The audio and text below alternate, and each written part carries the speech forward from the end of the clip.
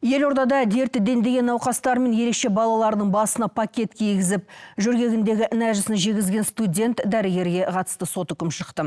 Қылмыстық кодекстің 110 бабы бойынша кінәлі деп танылған ол, енді 4 жыл 8 айын түрмеде өткізуі тиіс. Сотқа үйінен келіп жүрген студенттің қолына кісен үкім оқылған бойда сот залында салынды. Ал жазасын қауіпсіздік орташа мекемеде өтейтін болады. Зардап шегуші тараптарға да 2 миллион теңгеден материалдық өтемақы төлеуге міндеттеліп отыр. Жазасын алған айыпталушының адвокаты бүгінде студент дәрігер жасаған іс әрекетіне өкінет. Қылмысын толық мойындайды деген. Тіпті ұяты қысқаны сонша суицид жасамақ болғанын айтты.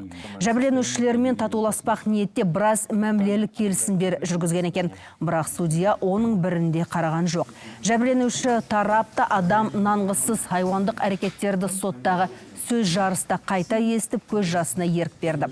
Естеріңізге сала кетейік, 2 жыл бұрын паллиативті орталықта өліммен арпалысып жатқан жандарды қорлап жатқан видео интернетте тараған еді. Мұны медицина университетінің жоғарғы курс студенті жасағаны кейін әшкереленді.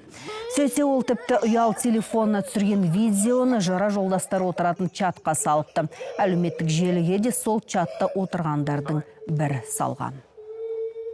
Қылмыстық кодекстің 110 бабы 2 бөлігі 1 және 2 тармақтары бойынша қылмыстық құқық бұзушылық жасаған үшін кінәлі деп танылсын және оған 4 жыл 8 айға бас бостандығынан айыру түріндегі жаза тағайындалсын. Үй қамақ түріндегі бұлтартпау шарасы өзгертілсін, дереу қамауға алынсын.